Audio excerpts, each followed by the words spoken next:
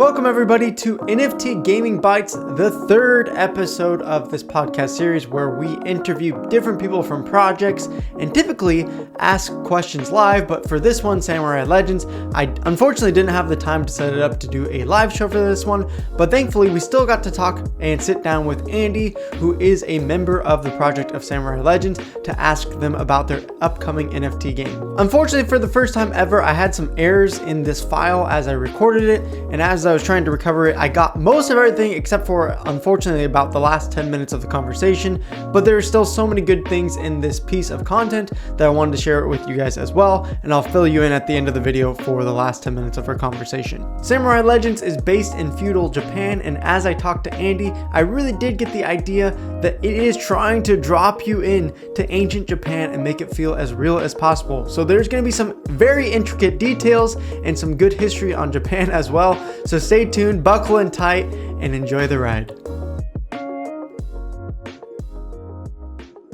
Well, welcome Andy, or also the great Tai Chow, right? Am I saying that right? Tai Cho. Tai Cho, all right. Yep. Already getting it wrong. Well, thank you for joining me here on NFT Gaming Bites. Appreciate it. Of course, Andy, you are working for Samurai Legends, and so I want to get your take here for our listeners. Maybe they've never heard of Samurai Legends. Some of them maybe have seen me play it here or there.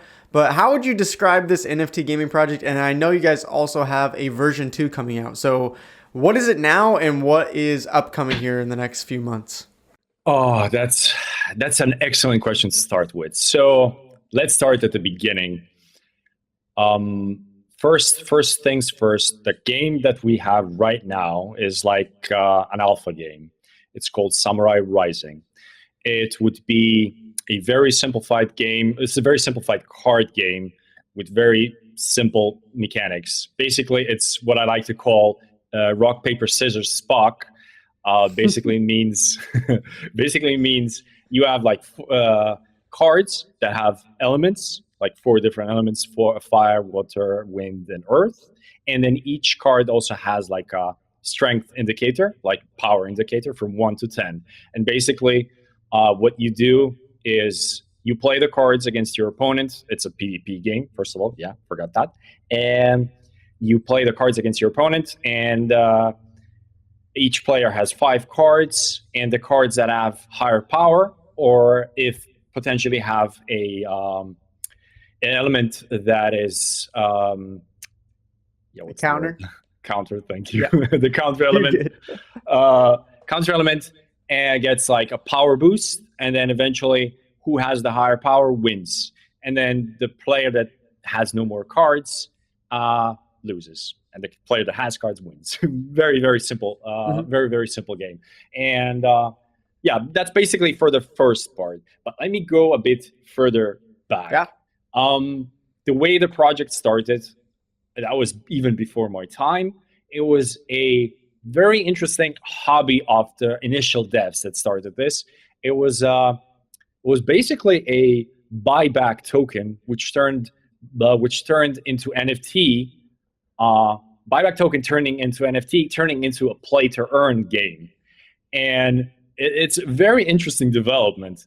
And during which time a very interesting community was created, and the community was the one that was giving the ideas that actually created these changes. And when I joined the project was already turning into this play to earn game, and it already had these elements which were very similar to Axie Infinity, which we all know. Basically had this PvP game where you were having rewards, rewards tokens that you will be earning. At the same time, you have this other token, which was the investment token, which wasn't really related to the game, except for one little tiny thing. The same with Axie, you would use it for the breeding concept, which was in this case a recruiting concept. So a very similar idea, which you would just send multiple NFTs, in this case 3 NFTs that would group together and go on a recruitment mission and would bring back a samurai baby, a samurai within a crate. And basically that's how you would be building your army.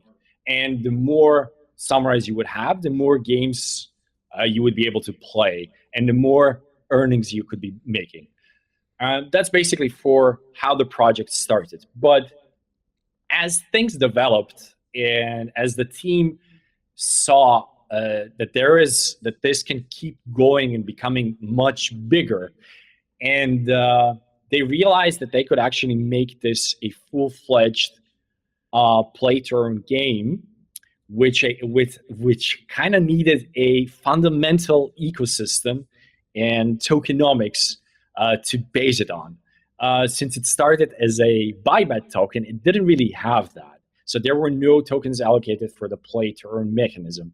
And that kind of created this problem. And the team was trying to find a way how to introduce this idea, how to introduce it, and how to basically how to restart the whole thing by keeping everyone, the entire community, all the NFTs and everything, to keep it going. And but to create a completely different game on top of it, which would be actually a lot more interesting as well. And then the funny thing happened.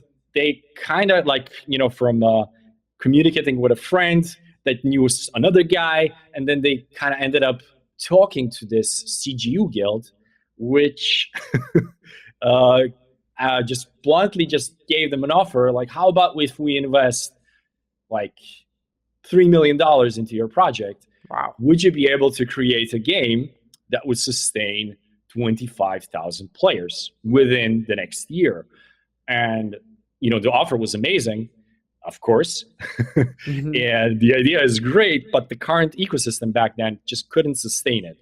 So that was another boost to the whole concept, the whole idea to restart the whole thing and create this this ecosystem that we know right now, which is the Samurai Legends ecosystem.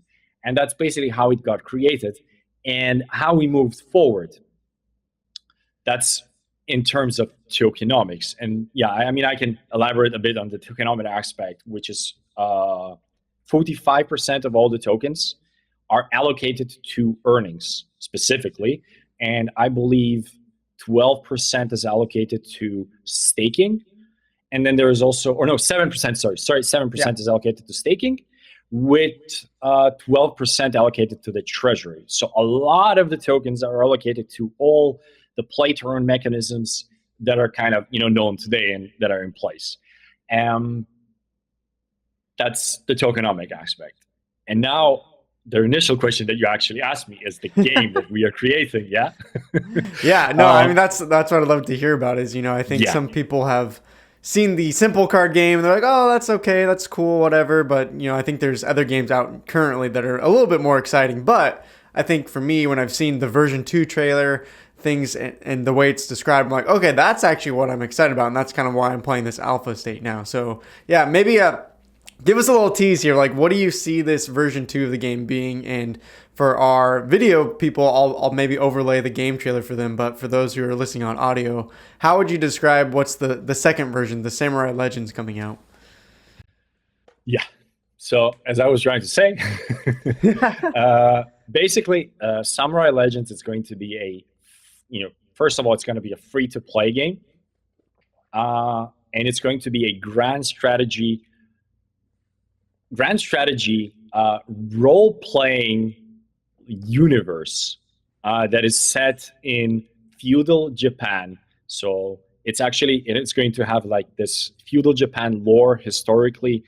Historically speaking, it will be very similar to how the things were back then. And let me say something about this, what I mean. It's going to involve the feudal system. And their feudal system was very unique compared to the rest of the world.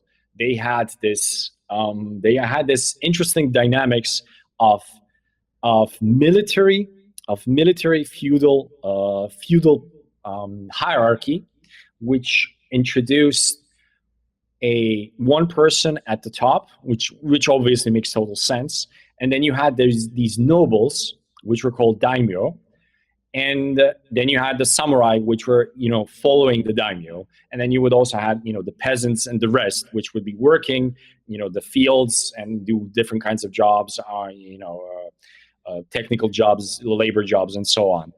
And the way it works, and this is historically speaking very, very similar, and this is something that we are going to integrate in the game, and this is the very exciting part. Let me just say it first, then I can emphasize on that.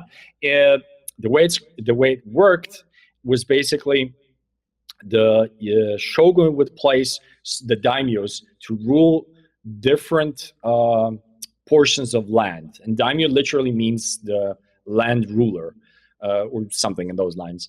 And the daimyo that would rule the land would rule like in whatever with whatever way they wanted, as long as they would collect the taxes and pay to the shogun. And the interesting part is during that period, the currency was koku, and koku literally means a certain amount of rice, like food. And that was a currency that would pay, with rice, they would literally be paying everything in the world, like any, for any kind of jobs, any kind of accessory, any tools, and everything would be paid in rice. And then the shogun would be collecting all these piles of rice and collecting all these piles of rice. And then those people, those daimyos that wouldn't be able to pay the tax amount that was required, they would be in a position where shogun would just remove them and put someone else in their place. And this is a dynamic that we're going to be introducing in the game. To put it, to explain it, to elaborate a bit more, so it's a very interesting and dynamic taxation system, which starts from the top, or let's say it starts from the bottom. So you have these lower ranking where each player is going to start at the lowest rank, lowest rank possible is going to be like the general basic samurai level, or even noble level is the free-to-play player. And you're going to be progressing through the game, which is the interesting and the cool part. Yeah, there are a lot of things, and there are a lot of interesting too many good things to talk about. Yeah, yeah, a lot of interesting things, and it's a bit difficult to emphasize on everything that is important. But let me just stick to the taxation first. So each player starts at the bottom, and in order to achieve the rank of samurai commander, and then daimyo, and eventually shogun, you have to achieve certain things. First of all, you need to be able to build certain things. You need to own certain things, including lands. So, and in order to own lands, you need to conquer them. And once you conquer them, and once you have conquered the land, and you have all the other tasks that are required, you can achieve that. You can achieve the daimyo rank. But that is only the first and the initial daimyo rank. There is also another higher level daimyo rank, which is connected to the units, the land units that are associated to the game. So the game has the smallest unit of land is shogun. Then several shoguns create a han, and then several hans create a province. Shoguns can be controlled by lower tiered players, while the hans can be controlled by daimyo. And then the province, which controls all the hans, is also controlled by a daimyo, by a higher ranking daimyo. And then the way the taxation works, the shogun collects the tax from the province daimyos. And then the province daimyos collect the tax from the han daimyos, while the han daimyos collect from the shogun samurai, or samurai commanders that own those lands. So this is going to create a very interesting conflict of interest, basically, because the taxation is taxing the currency, the economic currency in the game, which is also the reward token that you're going to be cashing out, and transferring and exchanging to other currencies, other cryptocurrencies, basically. So that is the connection to the reward token, basically. And the interesting part is this taxation system is going, as I already said, is going to create this conflict of interest and basically eternal conflicts within this world, because in order to keep your position and in order to progress to a higher position, you need to be collecting koku, because you need to own a certain amount of koku to progress, and at the same time you need to pay tax. So it will be an interesting dynamic how to keep up and progress at the same time. And then also it will require a lot of cooperation with other players to be able to sustain and to keep going. Because if, for example, and this is the dynamic which is going to create clans and guilds, because the more people you have within your clan, it's going to be more easier to keep going and to keep collecting and to being able to keep playing the taxation keep to the higher level players. And the interesting dynamic is the most interesting part is the guy at the top, the shogun, which is also a player in this entire universe that creates the tax from all the other players. And that is the highest rank possible. And that is the player that everyone wants to be. So the conflict is going to be not just about the economical levels of sustaining. It's also going to be about who's going to progress further. And this is the progression. The interesting thing, the second interesting thing, is there are the certain requirements that you have to do, the taxes that you have to pay, the social aspect of the game, which is required to be able to sustain and to keep going. You need to cooperate with others, and that's also going to be another requirement, because if you want to be a daimyo and to control a huge chunk of land, which is going to require a lot of input. It's going to require, to control. I mean, if to put it, to try to pick, to try to give it a visualization. Think of it, if you know the game Risk. Mm-hmm. Yeah. So think of that. Have this grand big map, and then the Risk has all these regions, and all these regions would represent just one province, and there are many provinces, and each province has one daimyo, and then you have to control this entire map of Risk of all these territories, move all the units around, do different tasks, do different maintenance tasks, do different quests, move like bunch of units, and for one person that's not going to be possible. I think I skipped one very important thing. The world is going to be in real time. So everything that is going to be moving on the map is going to be in real time, except for the combat itself. So the combat is going to be turn-based. And I think, in the trailer you can see how the combat is going to look like. It's I forgot how the genre. There is a certain genre that you call this type of combat. It's one game comes to mind. When I saw it, it kind of reminded me of Slay the Spire. Yeah. Yes, exactly. Yep. I forgot what the genre of that game is, but that's how the combat is going to look like. Yeah. And so if you take that into consideration, since the combat is turn-based, it's a bit difficult to do several battles at the same time, because it would kind of be impossible. So you will need cooperation. You will need other people to help you. And this is kind of where the whole idea of scholarship system comes into play, which we are calling stewardship. And it will be a bit different than the conventional scholarship that right now, which I personally think, but this is, for later on, when if we're gonna have time to get on that subject, though, one of the problems with sustainability is the scholarship system, and I think we have a good idea how to integrate it within our game to make it more interesting and to get the scholars themselves a lot more involved into the game. Generally speaking, the stewards are also players in the game. They also have their own account. They also have their own. And I have also skipped, basically. This is a very important. Every single player has their own character in game. Okay? So every player has their own NFT character in the game. So we can call it even avatar. And not just that, every player has their own, so to speak, their land that goes with them, which is the tent. Since you're like a noble lord, or just noble, and whenever you're moving with your main character, the entire camp is moving together with him, and everything that is within the camp is moving, with him. And there can be a lot of things there. There can be you can have combat units, you can have workers, you can have different tents for different items, for different tools.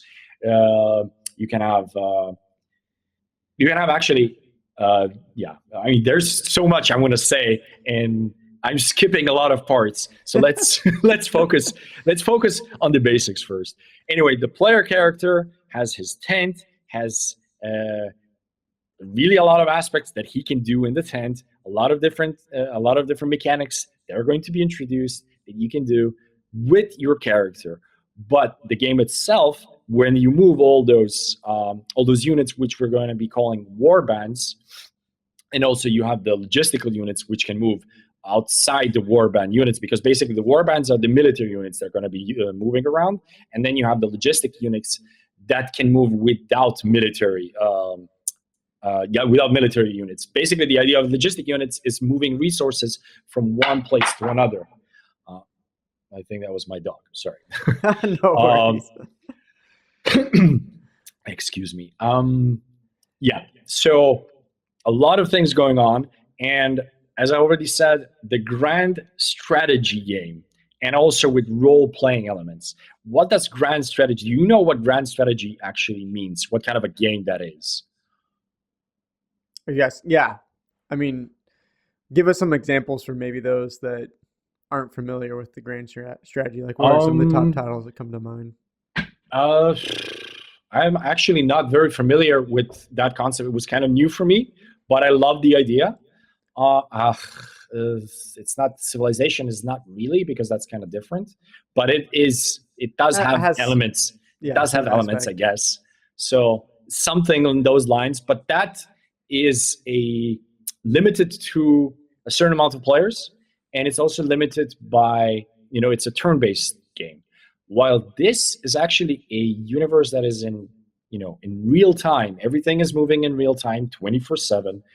And this was like my biggest question. If we're going to do it 24/7, how are we going to, if you're one person and you control this big chunk of land and have so many units, when do you go to sleep? How is that going to work? And this is the idea. This is the dynamic where the stewardship comes into place. We are going to hire other people to guard you. We're going to hire other people to do jobs for you. You're going to hire other people to do tasks for you. And not just hire. You can just, you can put a board and say, I have, this, and this that needs to be done. And I'm going to pay this much or this much in Koku. Who's going to do it? And then, other players that are going to be in your region are going to see the board, the job board, and they're just going to, take tasks, just pick tasks. And then, I'm going to do this, I'm going to do this. I'm going to guard this guy, for this region, this territory for, for the next, 8 hours or, et cetera. So it's going to be extremely dynamic, even very diverse. And to be honest, in terms of grand strategy games that I've checked out, that I've researched, I've never seen anything like this, to be honest. Yeah. This is very unique. This sounds like there's very unique. It sounds like, as you're talking, there's so many different pieces to this game, right? We're talking about grand strategy. We're talking about, Slay the Spire card-based, turn-based game style. We got the Koku token. We got clans. We got recruitment. We got, the safety, the protection of your land. So I guess my next question is, like, all of that, it sounds like really intricate, really exciting, because you can get really in-depth to the game, right? But then on the flip side, I think the other question becomes, how do you onboard players with such an intricate game? Like, how do you think about, and maybe the team thinks about, how do you onboard players? Like, is there just floods of tutorials and YouTube videos or things like that? It sounds really complex. So how do you get new people to understand all that's going on in this system? Well, that's an interesting question. And this is an interesting question even on a personal level. The way I entered this particular project, the way I became part of the team, and my first task was actually how to manage and how to educate new players entering our ecosystem. So what I was doing was creating exactly what you said. I was creating creating and managing basically video and written content, basically tutorials, how to enter their ecosystem, how to play the game, how to do recruitment missions, how to do everything that is our ecosystem. And that is still part of my job, and that's basically what I'm going to do for our game. And speaking of, it will be quite a challenge, to be honest, because Yeah. it's extremely complex. It will take a lot of effort and a lot of work. And my goal is to make it as, first of all, it has to be interesting, but it has to be extremely educational. It has to be very easy to learn, because these are kind of complex aspects, complex things going on.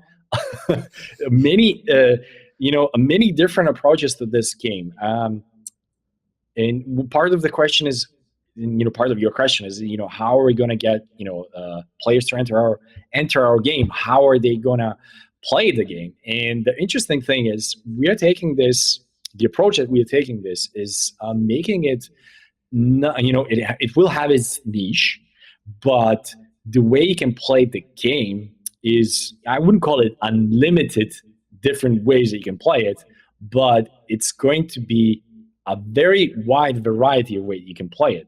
So yes, the grand goal is to progress and become daimyo, the lord of the land, control this big chunk of land, have high yields, big yields, and then eventually group up with other players and then try to get to the top to become the shogun. Obviously, that's the main goal of the entire game, but you don't have to be that guy. I mean, Mhm. that guy actually requires like another, I don't know, 10,000 players in his clan to be able to achieve that. So all the other players have to be doing other stuff. You could be the guy that is interested only in building. So you could be taking tasks where you're going to be constructing stuff.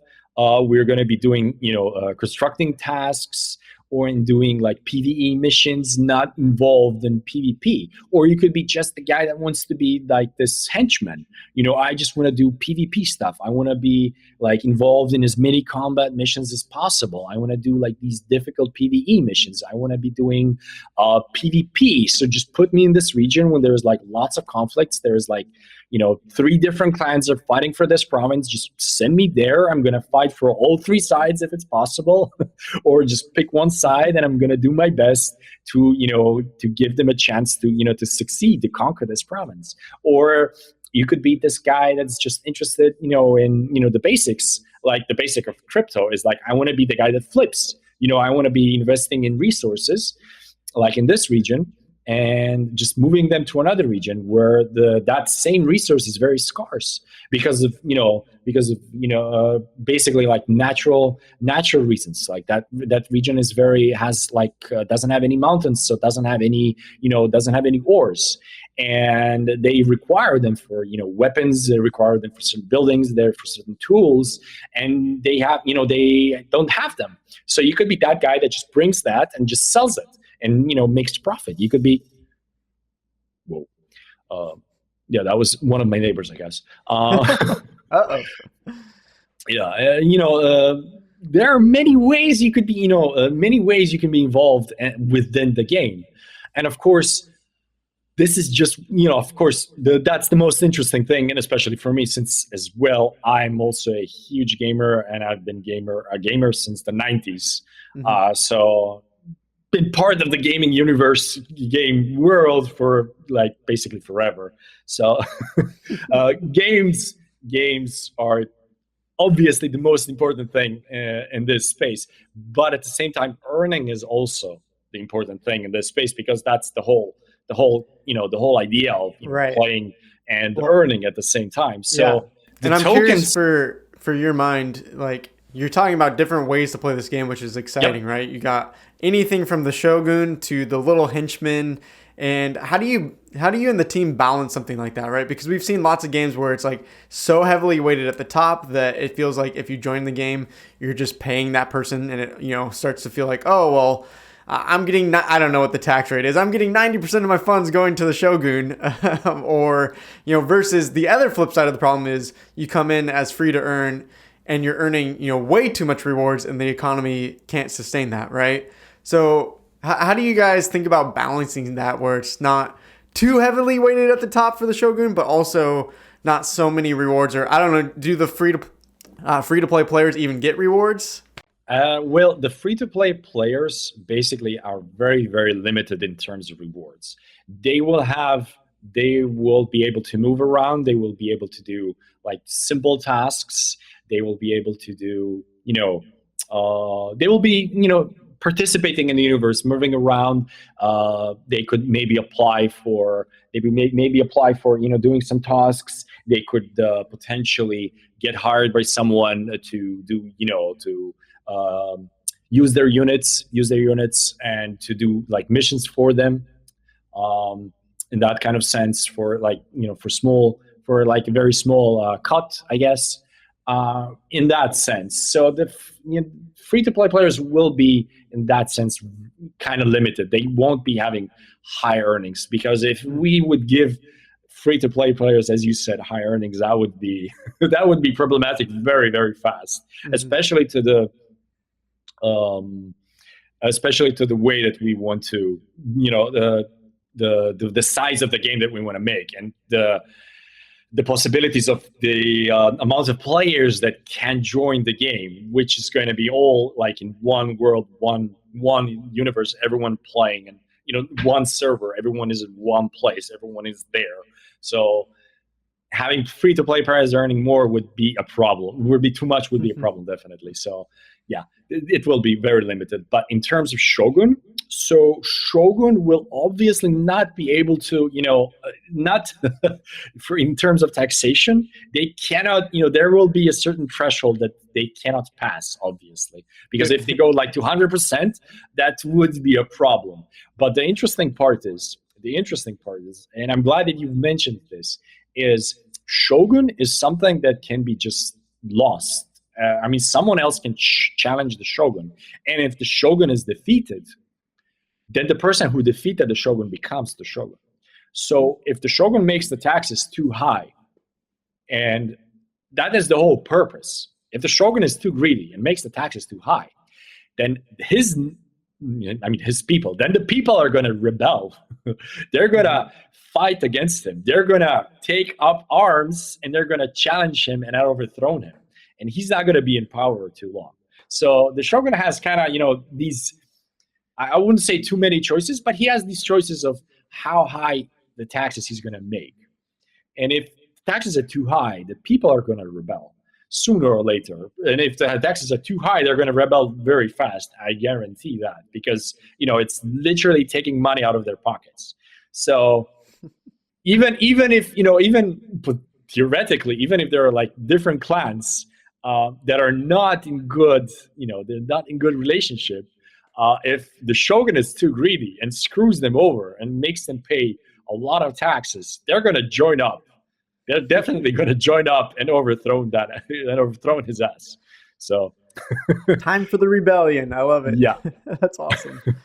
Yeah, it sounds really cool as you're describing this project. It's really interesting to me as I think about a lot of NFT gaming projects. They're all talking about this metaverse and talking about how, we want to futurize everything, and this project is on Mars, and this project is, way far out in another galaxy. But it's almost interesting that Samurai Legends is reversing that script a bit, and it's saying, as you're describing this, I'm feeling like if I'm playing this game, I feel like more so I'm actually literally living in Japan, maybe thousands of years ago, and getting to experience a historical piece and maybe what it could have been like in a gamified way, right? So I think that's really cool that it's almost bringing something historic to this space, which I don't think we've seen a lot of. Yeah, that's an interesting point. Most games are way too SF, like way too SF. They're, as you said, like they're deep in space, or they're, I guess, fantasy, SF or fantasy. It's just like magical creatures, or we're like deep in space fighting aliens. That's basically the choices that you have right now. Yeah. I'm curious for your perspective, because it's set in Japan and has all this language around the history of Japan. Do you find it's mostly appealing to Asian players, or do you feel like it's grown already beyond that? What do you see as the scope of this project? Interesting question. To be honest, I think it's the Jap, yeah, I am very intrigued with Japanese culture and very specifically into their, yeah, okay, games as well, but very into anime, for example. I'm a very Hmm. huge fan. I've watched countless hours, I don't want to say how many, of different anime. So I would say that people are very intrigued in Japanese culture and definitely into samurai. I think that's a very hot topic to begin with. And their feudal age, their Edo period, and their the Bushido code is very interesting. I find it very interesting, very cool. And to this day, like it's a big part of their culture. Like the Bushido code is still, for example, it's still part of the Yakuza. It's like their mafia in Japan. It's like big part of it Hmm. still. Yeah. So yeah, it's like it's their honor, like their honor, and I mean obviously there are some negative aspects to it, like the suicide rate, I guess, because of it, because of I got dishonored, so you Hmm. know it's bad, but the positive aspect, they're very focused as a nation, as people, and hardworking, and I think they just get things done in that sense. So Yeah. Yeah, you no, know, I like hearing about the culture, and even as you're describing some of these things, some of the words I'm like, okay, I don't really know because I don't know Japan's history that well, but it's cool to me because I like learning about other cultures and language. So I think that's kind of cool. That's actually highlighting a country's specific culture, history, and geography, right? Because it's set literally on the map of Japan, correct? yes, exactly.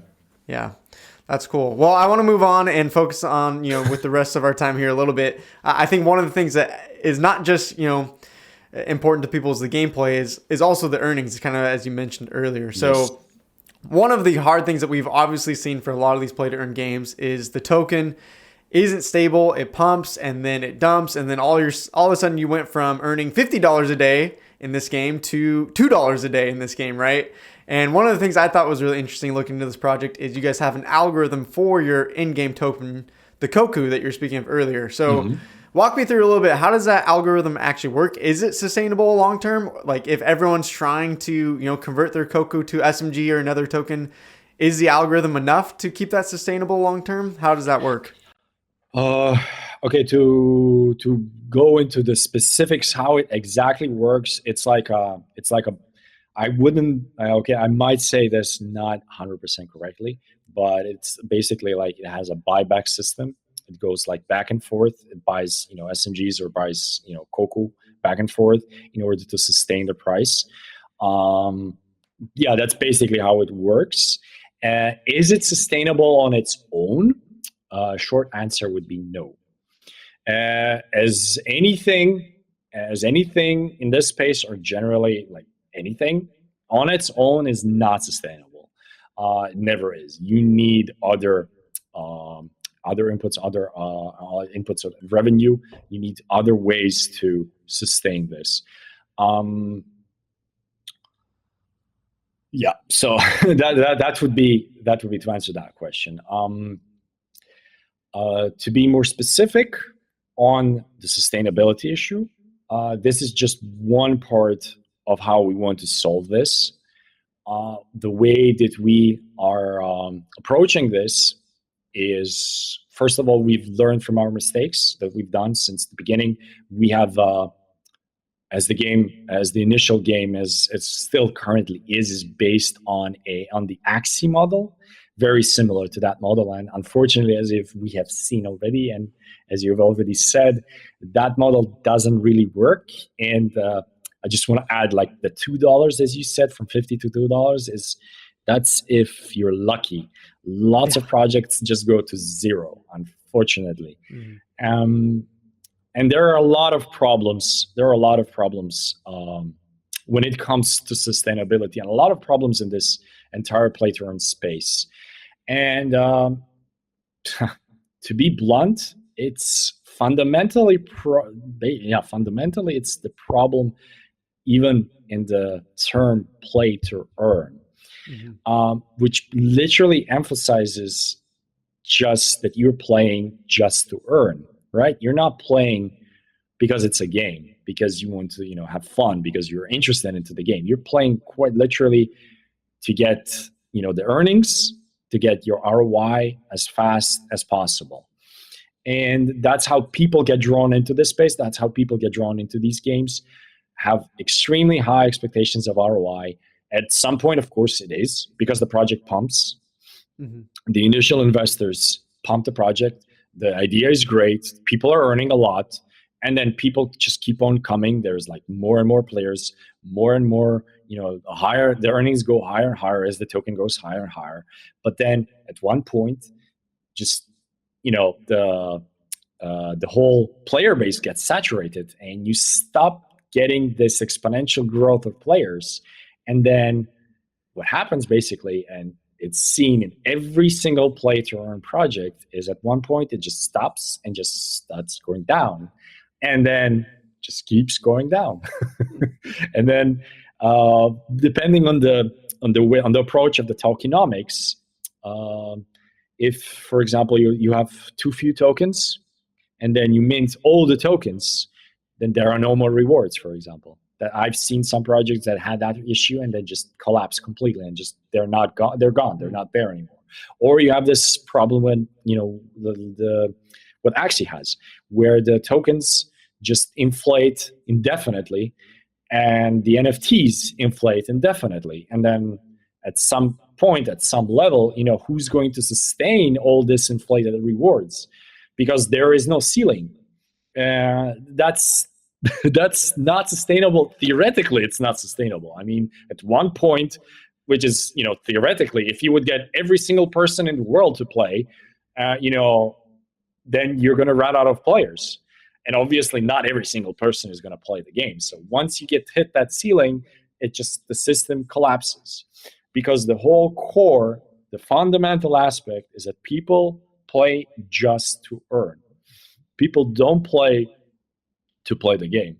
There is no emphasis on the game itself. You're not, which is the whole point of games in the first place. Mm-hmm. I mean, the earning aspect, for me personally, when I entered this crypto space, and when I entered this play to earn space, I was very intrigued with the idea of the games giving back something to the player.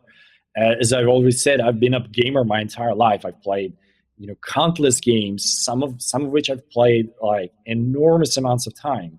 And by the end of the day, that's just something I remember. I never got anything back. I mean, obviously from the fun aspect that I had, like playing the game, but all the work, all the hours that I've put into, I get nothing back.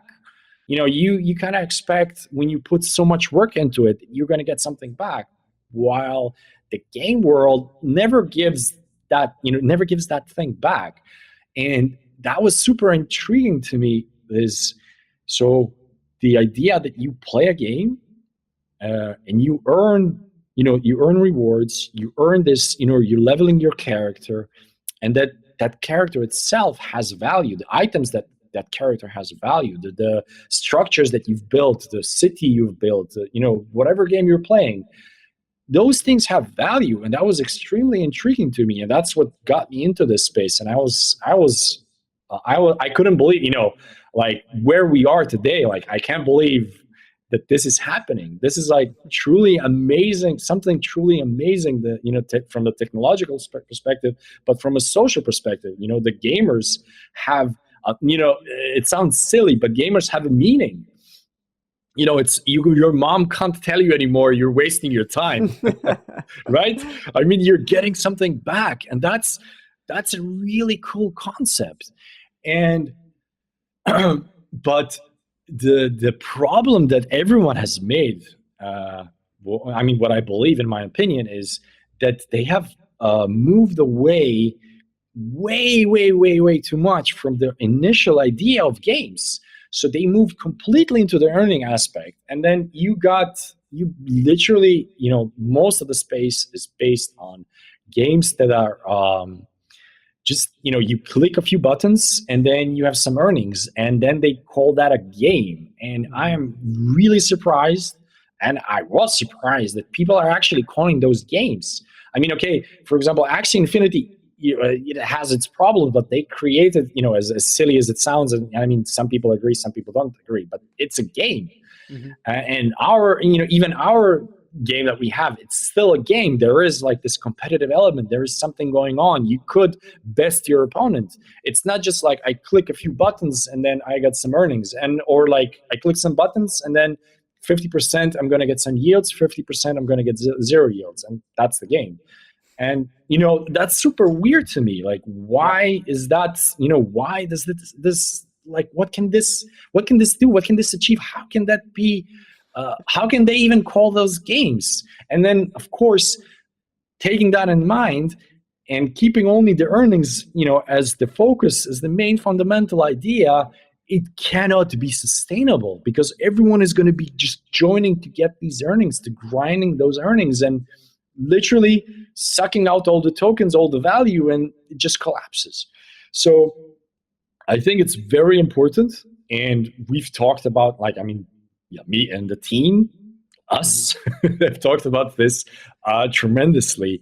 And I think with the game that we're making, with the idea of that the main focus should be on the game itself, that the game itself should be interesting, and that the intriguing part is the gameplay and the world itself, the way that you can enjoy it, the way that you can play it, keeps you involved, not just for the earnings. I mean, the earnings have to be there, obviously, but for the game itself, and with the whole social aspect that we're introducing, with the whole the clans and the communication and the cooperation, is extremely important in the gaming space, because all the games today have communities.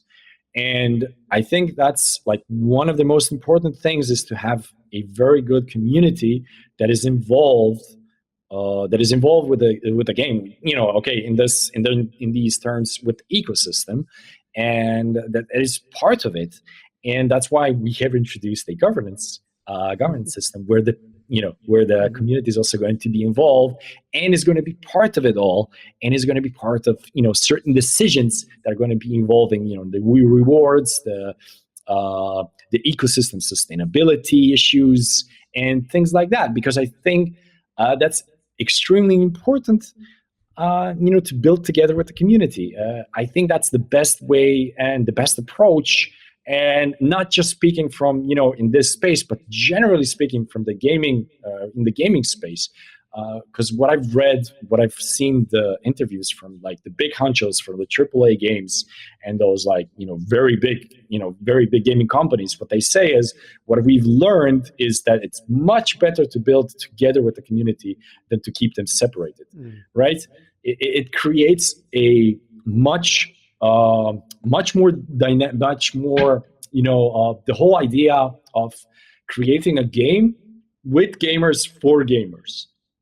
And that is very intriguing. And that's, as a gamer myself, I find that concept brilliant, because who better knows what kind of game I want to play than me, right? As a gamer. Yeah. So that is a very interesting concept. And that's one of the things that we have introduced to keep the player involved, keep them involved, and have this whole, the concept of them being involved and having the communication much more simpler, much more easygoing. What we have seen, and we did have some issues in the past, and it's always a problem how to communicate certain changes, because there's always going to be people who are against them.